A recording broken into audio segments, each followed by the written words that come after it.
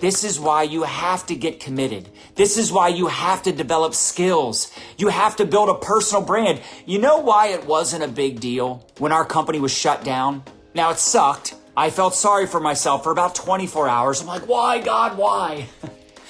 But then I had to keep the faith. Say, hey, can't have a testimonial if you're never tested. Adversity makes you strong. The one thing I came to realize when our company was shut down, how important it is to build a personal brand. The importance of building a personal brand, to build a community, to build relationships. We didn't skip a beat. Our company was shut down. We joined a new company, and literally our first month, we enrolled 38 people. 38 people we enrolled the very first month. And I never even did a public post. I never even posted about my new company. I didn't have to, because people knew our last company was shut down and we were going somewhere and they wanted to follow us. Why? Because I had influence. Now, it took, 10 plus years to build up that level of influence, to build up that level of credibility, so that when I did launch something new, I had people in my inbox without me even having to do a post. I didn't even have to do a video. People knew our company was shut down and we were going somewhere. But I branded me. I started putting out content to offer solutions to people's problems. I was building relationships on the back end, not with an agenda, not with commission breath. I was just being a good human. I wanted to connect with people. I wanted to help people. And especially when I started finding people that were like me, I found my tribe. I found people that had the same MLM PTSD that I did. I found people that wanted freedom just like I did. I found people that were weirdos like me that actually thought it was a good idea to pursue your dreams, pursue your goals, to leverage social media, to build an online business, to put out content. Listen, I used to be terrified of public speaking, terrified, doing videos and telling my story, because I didn't think I had anything valuable to share, but I also knew that I didn't want to have to chase the business. I wanted the business to chase me. Can I get an amen? If you want to master this conversation of attraction marketing, if you want to build a real business, you do realize there is an unlimited income opportunity in your company, and it's residual. Yes, it's hard to build. You see people get, sucked into these like get rich quick schemes, right? High ticket this and selling stuff that they think can make more money faster. But whatever that high ticket thing is, whether it's like high ticket masterminds you're selling, high ticket, whatever, that stuff is cool. You can make some today money, but I wanted residual monies. And I knew that if I had a product that people loved, look, this is how you know you've got a great product: when even the quitters and the competitors are buying your products. That's the kind of products you want to market. And I don't know what products you market. I don't know what company you're with. I know a lot of people are probably with the company I'm with that follow me, that are on my videos, but a lot of you are in other companies. It doesn't matter. You just need to find something that is in alignment with your values, with what you want to accomplish. And sure, for some of you, most of you, it's going to be a slow burn. Here's the truth. I was able to make a lot of money fast in the company I'm with right now, like a lot of money fast. In fact, I think it was like 16 months. Within about 16 months, we were making 6 figures a month for the first time in our career. But here's the truth. The truth is that was 16 years in the making. Why? Because we were in network marketing for 14 years before joining the company we're with right now. Does that make some sense? So we were not overnight success stories. In fact, it took me 7 years just to crack a 6-figure income. I was broke as a joke. I was broke, busted, and disgusted. I was a drunk punk loser. Like I was, all I cared about was the weekends. All I cared about was drinking, girls, drugs. Like I was stupid. I was an idiot. So when I saw network marketing, it literally saved my life. Literally saved my life. Now that first company getting shut down was honestly a blessing in disguise. Now at the time, I didn't see it that way, but some people feel sorry for themselves. Oh, I had to start all over. All my people quit. Okay, great. Who are you working on? Who are you talking to? Like, let me ask you this. When's the last time you updated your profile? When's the last time you did a live video? When's the last time you told your story? When's the last time you reached out to your chicken listers? When's the last time you got on a training call and you actually listened, took notes, and took action? You're treating it like a freaking hobby. You want a filet mignon lifestyle? You can't have them hot dog habits, baby. Look, I still have a follow-up book. I don't have anything fancy. I just know the sooner I fill these pages up, the sooner I sign up that next customer. The sooner I enroll my next business partner, the sooner I change that next person's life.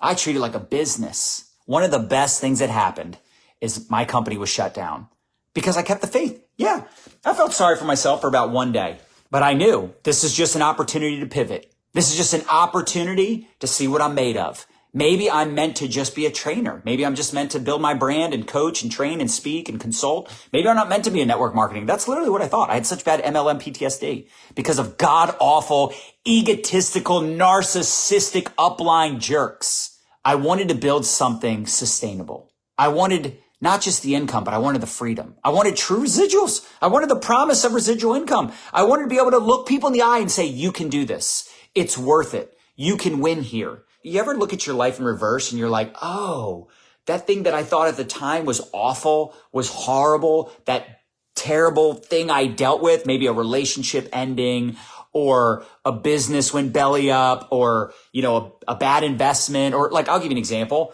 There was a beach house that I really wanted to purchase and our realtor at the time, or not our realtor, but the realtor selling that house didn't even negotiate. So we made a lowball offer and they just accepted some other offer that was better than ours. And we're like, dude, we would have offered more money. And like, I loved that house. I loved it. But if we would have bought that house, we wouldn't have got the other house that is way nicer. That house didn't have an elevator like our beach house does. You know what I'm saying? Like that house wasn't 3 stories, only 2 stories. It was still nice, but not as nice as the one we ended up buying. So everything happens for a reason. I truly believe that. And sometimes the reason is you're dumb. Oh shit, that was funny.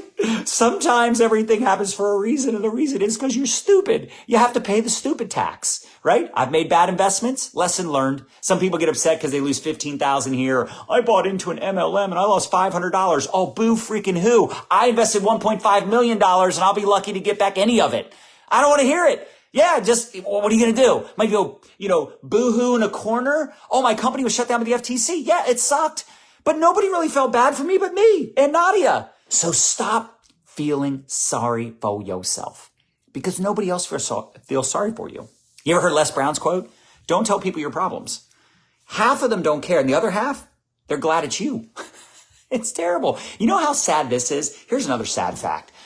Because our company has been in momentum for like 5 or 6 years, we've been one of the most dominant companies. In fact, any company that has momentum has probably copied me, Nadya, a lot of our leaders, Tanya, Liza, Marina Simone, Justin Prince, like the Zaleckis, like they've copied like our collagen. And you know what bothers me is when people are like, they copy us and come out with collagen and then they're like, oh, but our collagen's better than yours. Like, really, bro? Like, so you're copying us and then you're also saying you're better. Like, okay, cool. Or they're copying the way we teach people to build their brand and attraction marketing. Back when I got involved, everybody had their MLM plastered in their bio and all over their page. And right now it's like, you don't know what company people are with, right? That's because of leaders like us.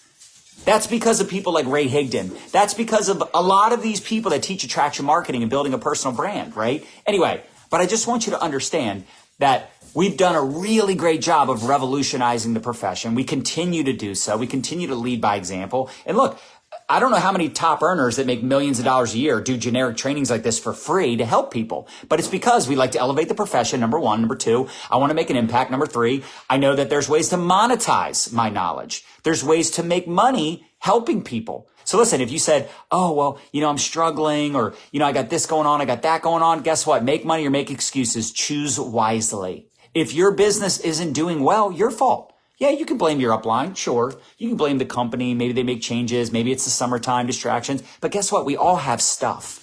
You don't know about all our problems because I don't sit here and complain about it. If I went over all the crap we deal with, you'd be like, damn. But you'd also be like, I don't feel sorry for you.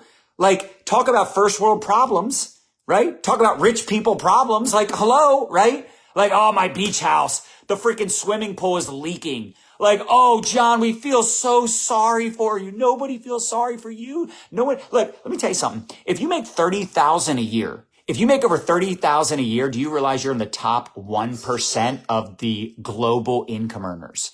99% of the people in the world, maybe not in your city, state, or country, but in the world, make less than you. Now you could say, well, it's more expensive to live here and all these other things. I'm just saying, it could be worse. You could be living on the streets, It could be much, much worse. So when my company was shut down 8 years ago, I just said, okay, I got to pivot. And it was a wake up call that thank God I built a personal brand. Thank God I built relationships. Thank God I had credibility and I made an impact on people, because when I went, this is how you know you've got influence. This is how you know you've done the right thing. You've taken care of people, because you're able to, when you launch a new business, bring in dozens and dozens of people. And here's what excites me even more. Sandy Humple sent me a message yesterday, one of our leaders. She joined us 7 years ago, and she's happier now 7 years later than she was when she first got started. That's what I'm all about. How many of us are on the same page? Who cares if someone joins your team if they quit in a week or in a month, or they have a bad experience, or they can't get in touch with their upline? Like, I had a lady the other day tell me, she's like, it's amazing how quickly you respond. I go, what do you mean? She goes, I can't reach my sponsor. I send my sponsor a message and it takes 2 to 3 weeks to respond. And meanwhile, you're like this huge earner in your company and you're like responding my messages quicker than I'm responding to your messages. And I'm like, yeah, I'm a little bit obsessed with what I do.